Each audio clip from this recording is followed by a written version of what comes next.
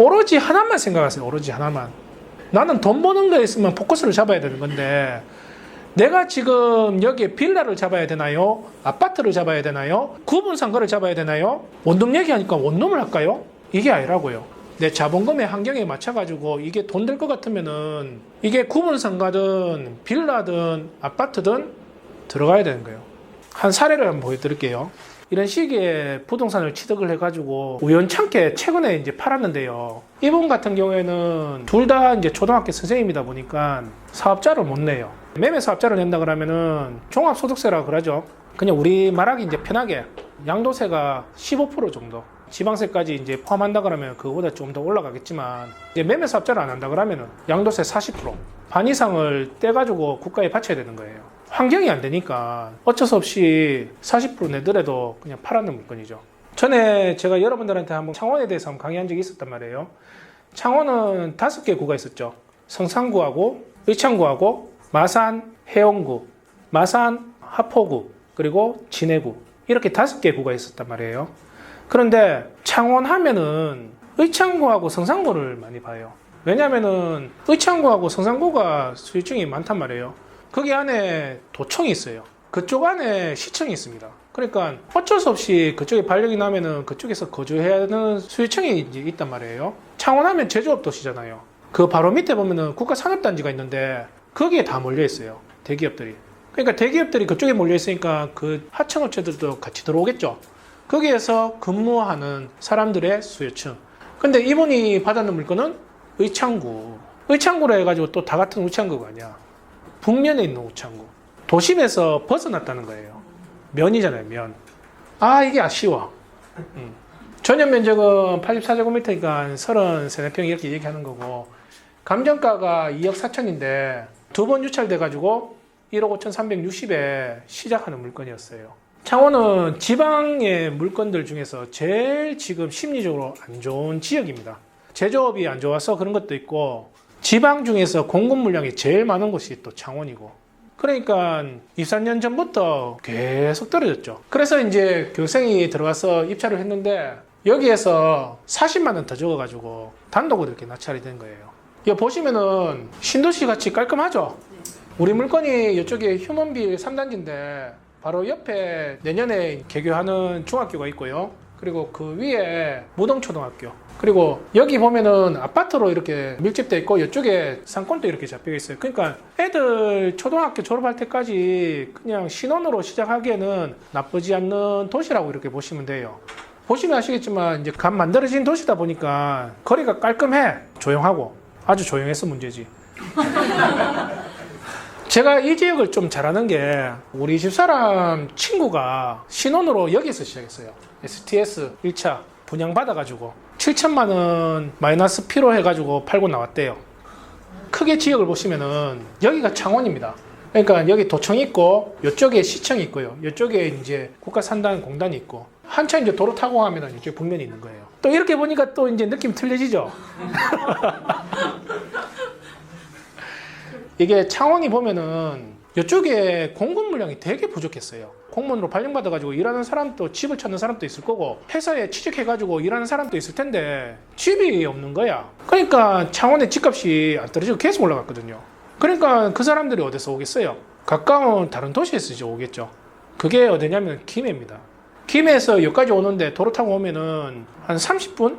그러다 보니까 김해 쪽에 있는 아파트가 상대적으로 많이 올랐어요. 그러면서 정책 때문에 창원의 집값이 떨어진 게 아니고 공급 물량 때문에 가격대가 계속 떨어졌다고 이렇게 보시면 되는 거죠.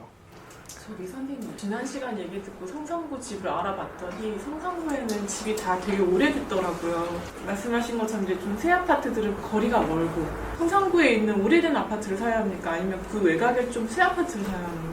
아직도 창원은 저도 뭐라고 얘기를 못해요. 전세나 매매 가격이나 이제 별 차이가 없으니까 바닥을 보인다라고 이렇게 생각을 하는 거지 여기서 이제 올라갈 겁니다라고 단정 지을 수는 없는 거예요.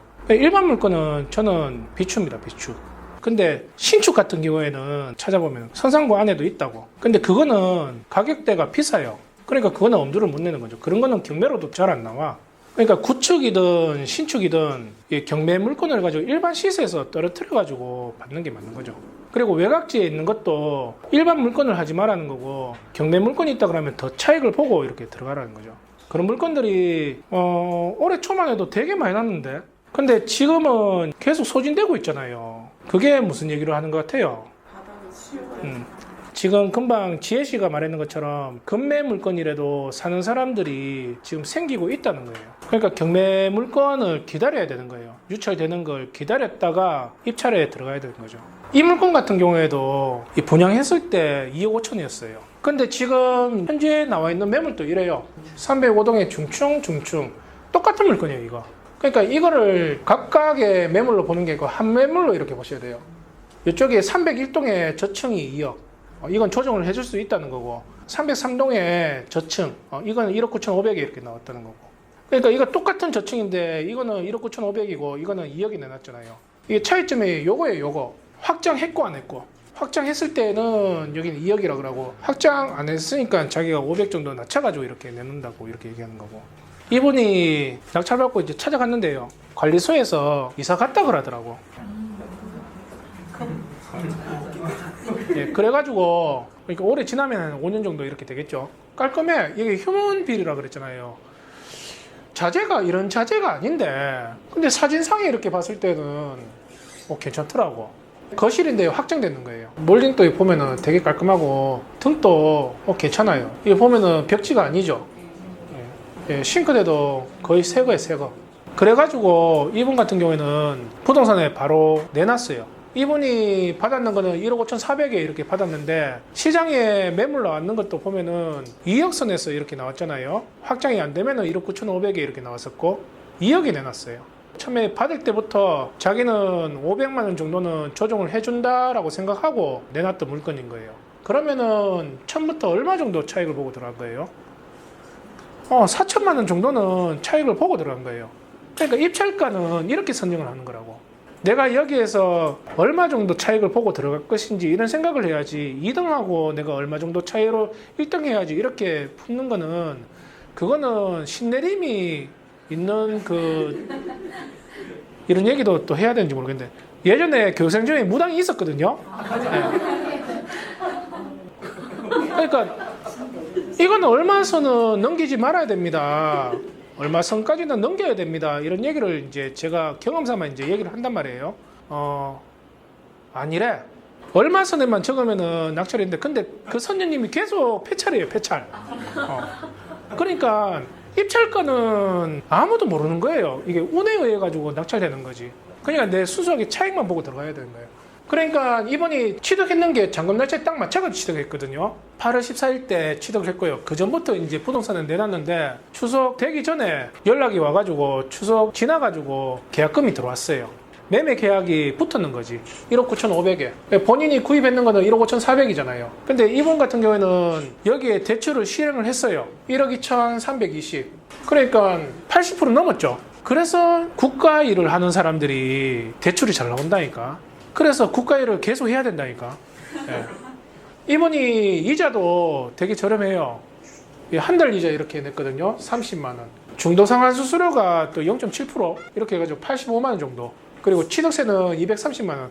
취등록세, 그러니까 법무사까지 다 써가지고 230만 원 정도 들었고, 명도비는 안 들었죠. 관리비가 230만 원 정도 밀려 있었어요. 이거 팔았으니까 중개수수료 줘야 되죠. 80만 원. 그래서 팔기 전에 이분이 3,735만 원 정도 이 사람이 돈이 들어갔는 거예요. 이걸 취득을 하기 위해서. 그러니까 3,800만 원 안 들는 거지. 양도세를 이제 내야 된단 말이에요. 내가 그동안 다 시세조사하고 입찰하고 명도하고 이렇게 다 했는데 국가에 그냥 주는 돈이 1,800만 원 정도.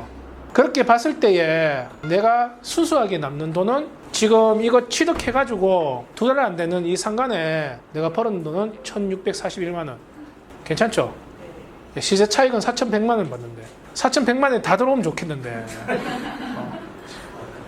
그러니까 이게 세금 내는 것도 좀 법이 바뀌어야 돼요. 내 통장에 처음부터 그냥 1,600만 원 이렇게 들어오면 좋은데 4,100만 원 나와가지고 그걸 세금으로 내니까 더 짜증나는 거예요.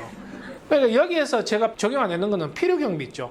여기에 중개사한테 줬는 스스로 그 영수증하고 뭐 법무사한테 등기하기 위해서 썼던 영수증하고 이런 것들, 그리고 인적공제, 이번 같은 경우에는 부부로 같이 공동명의로 했는 게 아니고 혼자 했단 말이에요. 250만 원 인적공제 적용되는 거 그것도 빼버렸죠. 그러면 1600만 원에서 조금 더 나올 수는 있겠죠, 내 차익이. 이번 같은 경우에는 집사람이 부동산을 투자하는 걸 좀 많이 반대했는 상황이었어요. 그리고 지금 지방 같은 경우에는 부동산 분위기가 되게 안 좋은데, 그것도 창원이라는 곳에, 그 창원 중에서 북면 같은데 여기에 구입을 했다 그러니까 처음에는 되게 걱정을 많이 했다 그러더라고. 근데 운이에요, 운. 이게 매수자가 붙는 것도. 이게 소유권 취득하고 한 달 조금 넘어가지고 바로 거래가 됐는 거예요. 되게 지금 많이 안도를 하고 있다고 하시더라고. 만약에 이 물건은 선생님이 받으셨으면 보유하셨을 거예요? 저는 안 받죠. 어떤 거? 왜냐하면은 저는 지금 자산을 불리고 있는 단계라고 그랬잖아요. 그러니까 제가 지금 들고 있는 부동산들은 수익형 부동산 같은 경우에는 꼬마 상가들 있죠. 일반 물건에서도 저렴하게 나와가지고 그 외관하고 이렇게 바꿔가지고 그 수익을 극대화시키는 방법도 있단 말이에요.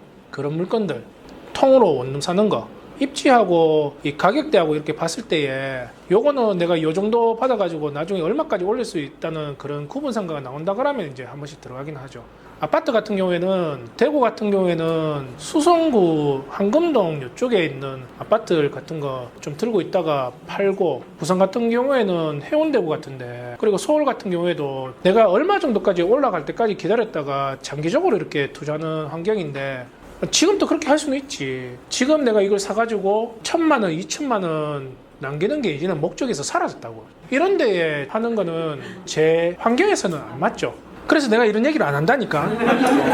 그러니까 저하고 이렇게 여러분들하고 맞춰가지고 들어가면 안 돼요. 예전에는 이런 물건을 많이 샀죠. 예전에는 빌라 같은 경우에도 되게 많이 했단 말이에요. 저는 빌라를 더 좋아했어요. 빌라 같은 경우는 일반 물건을 구입을 해도 세를 놓으면 수익이 나옵니다. 근데 나는 경매로, 공매로 받는 사람이잖아요.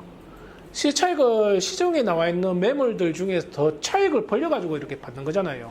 저는 전세도 잘 안 났어요. 빌라 같은 경우에는 월세만 나도 내가 투자했던 돈이 세를 놓으면 해수가 돼요. 그러면서 대출 이자 갖고도 수익이 나는 거죠. 그런 빌라들을 계속 구입하고 아파트도 계속 구입하고, 그러니까 이게 종목을 나누는 게 아니에요. 여러분들이 종잣돈을 불릴 때는. 만약에 지금 이미 많이 오른 이 시장에서 만약에 저희가 여윳돈이 돼서 감정가에서 큰 차이 없게 지금 서울 아파트는 낙찰이 되고 있는데, 물건을 진짜 보는 입장에서는 서울 아파트를 계속 봐야 할지, 아니면 진짜 저런 이제 지방 아파트를 사가지고 뭐 1000만 원이라 남기고 그냥 빨리 파는, 서울은 사실 1000만 원도 남기기가 쉽지는 않아요. 그렇게 싸게 사지지도 않고 누군가를 운 좋게 만나지 않으면 빨리 처분도 안 되니까. 그럼 저희 같은 상황에서는 이런 거를 찾아야 하는 걸까요? 작년까지만 해도 우리 교수님들한테 서울 물건도 계속 집어던져줬거든요. 받으라고. 저는 시장을 앞으로 올라갈 겁니다, 떨어질 겁니다라고 한 번도 말한 적은 없었거든요. 시장을 보고 앞으로 몇 년 뒤는 올라갈 겁니다 이렇게 얘기하는 사람은 그건 잘못된 거예요. 왜냐하면은 부동산이라는 게 생물이거든요. 이 생물이라는 게 미꾸라지처럼 계속 움직이는데 내가 잡으려고 해도 잡을 수가 없는 게 이게 부동산이에요. 왜 생물이냐? 살아 움직이기 때문에. 왜 살아 움직이냐? 사람들의 심리가 들어가기 때문에. 그렇기 때문에 이게 부동산은 알 수가 없는 거예요. 그런데 그 당시에 제가 서울 물건들을 솔직히 막 욕도 하면서 막 풀었거든요. 그때는 교생이 물건 안 잡으면은 내한테 계속 꾼소리를 받았어요. 받는 게 목적이 아니고 입찰이라도 들어가가지고 받아오라는 거예요. 떨어지도 상관없으니까. 그때는 왜 물건을 그렇게 던져줬냐면은 감정가보다 시세가 더 높으니까. 감정가가 그 당시에 은평구만 해도 3억인데 시세는 4억 5천이야. 그럼 받아야 되는 거 아니에요? 내가 총을 안 맞는 이상에는. 단기로 때려도 그래도 차익이 나와. 근데 제가 볼 때는 불이 붙었어. 꺼져 있다가 이제 열이 붙기 시작하고 있는 단계였단 말이에요. 그럼 해야죠. 나이는 어리지만 여러분들보다 더 빨리 이런 길을 걸어봤다는 사람이 얘기를 한다 그러면은 말을 들어야지. 근데 지금은요. 지금을 내가 추천을 못하는 이유가 뭐냐면은 매수자하고 매도자하고 힘 차이 때문에 그런 게 아니에요. 우리 여건이 지금 구입을 할 수 있는 시기가 아니라고. 서울의 아파트는 제가 서두에도 얘기했지만 여러분들이 서울의 아파트를 구입하기에는 내가 투자금이 여력이 안 돼요. 그렇다고 해가지고 넉넉히 기다릴 수 있는 것도 아니란 말이에요. 그러면은 여러분들은 서울에 살고 있으니까 지방에 있는 물건을 차익을 보고 폐찰이 되더라도 꾸준히 들어가서 전세를 놓든 매매를 하든 둘 중에 하나를 해가지고 가지고 가야 된다고요. 아까 이 집이 휴먼빌이 이렇게 생기지 않았다고 이제 특별한 케이스입니다. 집 안에 인테리어가 되게 잘 되셨잖아요. 그러니까 제가 볼 때는 인테리어를 하고 들어가는 것 같아요. 예, 저런 벽지를 쓰지를 않아요. 확장도 했고. 그러니까 지혜 씨는 지금 종잣돈을 지금 풀려나가야 되는 단계잖아요. 굳이 서울이 아니더라도 외곽지로 이렇게 보면은 있잖아요. 경기도 아파트랑 서울 빌라 중에서 어디가 좋을까요? 서울 빌라도 비싸지 않아요? 뭐니 해도 한급은 아파트 따라갈 수가 없습니다. 그런데 지금 살아오는 동안 우리 딸한테 이렇게 공부를 좀 했으면 좋겠고, 이런 진로를 좀 가졌으면 좋겠고, 이런 직장을 가졌으면 좋겠고, 저는 저희 아버지한테, 어머니한테 니는 이렇게 공부했으면 좋겠고, 이런 직장을 가졌으면 좋겠고, 이런 여자를 만났으면 좋겠다면서 이런 얘기를 했거든요. 우리 아버지한테 물어봤어. 아버지는 할아버지한테 그렇게 피드백을 받았어요? 아니? 옛날 부모님은 그런 것 같아. 왜 그런지 모르겠는데 본인이 그렇게 피드백을 못 받아서 그런 건지. 근데 진짜 똑같이 잔소리 좀 그만하세요. 왜 이런 잔소리를 하시는 거예요? 내가 살아보니까 이게 맞더라. 깨달았는 거예요, 살면서. 사람이 살아가면서 나이가 먹으면서 몸으로 부딪히면서 깨닫는 게 있거든요. 사람과 이렇게 만나면서 돈이 우선이 아니고 내 마음을 어떻게 전달하는지에 대한 뭐 그런 깨달음도 있단 말이에요. 그래서 이렇게 사회에서 이렇게 도심에서 살 때는 이렇게 살아가다 보면은 그 깨닫기가 되게 힘들어. 그래서 사람들이 자연인이 되고 아니면 스님이 되고 아니면 신부님이 되고 목사님이 되고 종교로 빠지는 거예요. 그러면서 그쪽에만 계속 몰입하면서 인간에 대해서 생각을 하는 거예요. 인간에 대해서. 그러면서 깨달음을 얻으면서 사람들한테 법정 스님처럼 똑같은 말인데도 누가 들어도 그냥 간단한 대답인데도 거기에서 뭔가 깨달음이 있는 거예요. 돈 버는 것도 이런 깨달음이 없으면 안 돼요. 제가 아까 우스개로 저하고 비교하지 마세요라고 이렇게 얘기했잖아요. 여러분들이 지금 처해 있는 이 환경대에는 시기를 보지 말라고 얘기도 했지만 종목도 보면 안 되는 거예요. 오로지 하나만 생각하세요. 오로지 하나만. 돈. 나는 돈 버는 거에 있으면 포커스를 잡아야 되는 건데 내가 지금 여기에 빌라를 잡아야 되나요? 아파트를 잡아야 되나요? 구분상가를 잡아야 되나요? 원룸 얘기하니까 원룸을 할까요? 이게 아니라고요. 내 처해져 있는 내 자본금의 환경에 맞춰가지고 이게 돈 될 것 같으면은 이게 구분상가든 빌라든 아파트든 들어가야 되는 거예요. 단 내가 이걸 팔아가지고 얼마 정도 차익을 볼 건데 거기서 내가 차익을 내가 많이 보고 들어갔냐 차익을 적게 보고 들어갔냐 그 차이밖에 안 되는 거예요. 내가 아파트를 이렇게 잡는다 그러면 환급성이 좋잖아요. 환급성이 좋고 여기가 지금 도심 안에 들어갔든지 외곽으로 빠졌든지 거기에 대해서 내가 왜 이거 차익을 더 벌리고 들어가는지 아니면 줄여가지고 들어가는지 차익을 적게 먹고 들어가는지 그 생각을 해야지. 빌라는요 환급성이 안 좋잖아요. 이게 신축 빌라가 아닌 이상에는. 그러니까 처음부터 내가 차익을 보고 들어가면서 시장에 내놨을 때에 그 많은 빌라 매물들 중에 가격적으로 일단은 내가 예뻐 보여야 되는 거야. 그 다음에 내 집을 보여주는 거예요. 인테리어는 그 다음 얘기인 거예요. 이 사람이 지금 받았는 물건도 한번 보세요. 창원인데 이 사람이 가지고 있는 물건은 그냥 의창구가 아니고 북면에 있는 의창구예요. 그런데 이 사람이 가격적으로 벌려놓고 이렇게 받았단 말이에요. 그런데 뚜껑을 열었는데 확장이 돼 있고 안에 내장재가 틀려. 그러면 이 사람이 내놨던 2억이 그냥 확장되는 그런 아파트하고 똑같은 가격이냐고요. 아니란 말이에요. 이거는 2억인데 금매 같은 2억인 거예요. 그러니까 시장에서는 가격적으로는 일단은 2억으로 나왔어. 그래서 저 집도 보고 우리 집도 봤겠죠. 그 다음 집은 눈에 안 들어오는 거야. 매수자가 힘이 있는 시장이지만 매수자가 내한테 구걸을 하는 거예요. 500만 깎아주면 바로 계약할 것 같은데. 그러고 나서도 지금 2명이 더 전화가 왔대요. 이거 사고 싶어가지고. 그러니까 지혜 씨가 지금 고민하는 그 부분이 예전에 내가 초창기 때 고민했던 부분하고 똑같은 얘기를 하는 거거든. 나도 그런 고민을 안 해본 게 아니에요. 우리 아빠도 똑같았어. 다른 사람들처럼 열심히 공부해가지고 공무원이 되든지 아니면 뭘 하든지 그렇게 했으면 참 좋았는데 살아보니까 이게 실수라는 걸 이제 알았는 거예요. 그러니까 니는 실수하지 말라는 거예요. 그러니까 나도 똑같은 거예요. 고민하다가 깨달았는 게 실수를 하면서 이제 얘기를 해주는 거예요. 빌라를 수익률만 보고 차익 없이 받으니까 이건 평생 내 빌라야. 이게 호경기가 와가지고 아파트 가격이 오르면서 빌라 가격이 올랐을 때 뭐 수익률이고 필요 없고 그냥 빨리 이제 팔고 그냥 나와버리는 거예요. 여러분들이 가지고 있는 목적은 딱 하나입니다. 딱 하나. 내가 아까 상가 얘기했을 때 여러분들한테 자랑하려고 얘기했는 게 아니고 이 450으로 이자 갖고 고정적으로 300만 원 나오는 이런 구조가 나는 좋습니다라고 얘기를 한 번도 한 적이 없어요. 메시지는 그거예요. 내가 원하는 수익률은 450입니다. 그래서 이 가격대에서 팔아가지고 나는 최소한 8억 5천에 팔고 나올 겁니다. 돈을 그만큼 차익을 보고 나오겠다는 거예요. 여러분들 매달 따박따박 1,000만 원, 2천만 원 나오는 거 부럽죠? 그게 아니라고. 여러분들이 지금 이런 눈빛으로 내 열정을 그대로 유지하고 3, 4년만 이렇게 간다 그러면은 내가 지금 받는 월급은 나와요. 안 지치고 이렇게 간다 그러면은. 지금 여러분들이 처해 있는 상황은 힘든 상황일 수밖에 없는 거예요. 저도 이제 겪었으니까. 물건 이거 하나 받아가지고 하나 팔려고 해도 내 뜻대로 팔리는 게 아니에요. 그러니까 여기에 대한 마음고생을 많이 해야 되는 게 여러분의 지금 환경이죠. 지금 여러분들한테 제가 이렇게 얘기해 주는 거는 제가 먼저 그렇게 고민을 하고 고통스럽게 한번 겪어봤기 때문에 이 얘기를 하는 겁니다. 어쩔 수 없어요. 지금 여러분들 돈을 불릴 때는 이런 마음이 드는 게 당연한 현상입니다. 지혜씨. 이런 고민을 하는 사람이 삶의 변화가 일어나는 거예요. 이런 고민 때문에 울어받는 사람이 이제 삶이 바뀌기 시작하는 거고. 어쨌든 이번 같은 경우에는 세금 다 떼고 최소한 1,600만 원 정도는 나올 예정이에요. 그래가지고 제가 이 돈 나오면은 어떻게 할 거냐고 이렇게 물어봤거든요. 재투자한다 그러더라고. 당연한 얘기죠.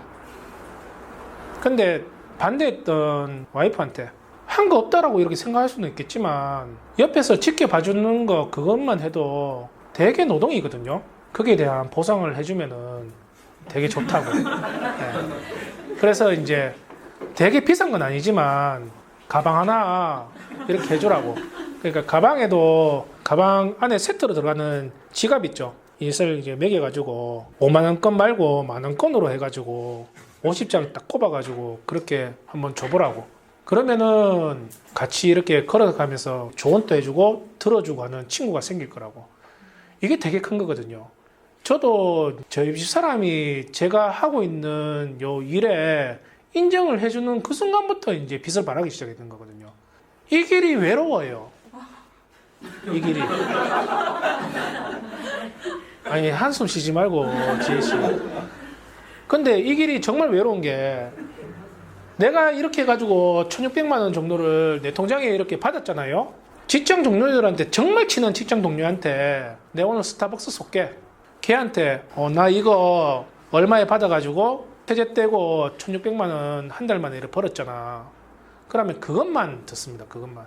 내가 이 물건을 받기 위해서 부동산 사장한테 떨리는 마음으로 조사하고, 그리고 입찰가 선정하는데 밤샘을 새면서 입찰가 선정하고, 그리고 부동산 사장한테 잘 구슬려 가지고 내 물건 이렇게 팔게 하고, 그 모든 과정을 이해를 못해. 명도 이런 얘기 이해 못합니다. 그냥 결과만 봐요.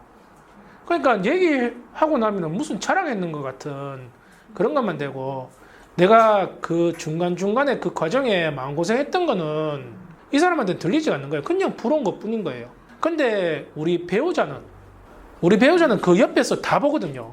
막 잠을 못 자가지고 계속 뒤척이고, 그 물건 이런데 내 입찰가를 얼마 정도 이렇게 적으면 될까? 당신은 얼마 정도 적었으면 좋겠어? 뭐 이런 거 같이 얘기하고, 그러면서 통닭 한 마리 시켜가지고 맥주 먹으면서 야, 명도 끝났다면서 이제 빨리 팔고 나왔으면 좋겠다, 이런 얘기하는 걸 전부 다 알고 있거든요. 나에 대해서. 근데 그 사람은 듣기 싫어하잖아요. 미쳐버려. 근데 그 사람이 인정을 해주잖아요. 그때부터 이제 뭔가 내가 이거 뭘 하는데 변화되기 시작해요.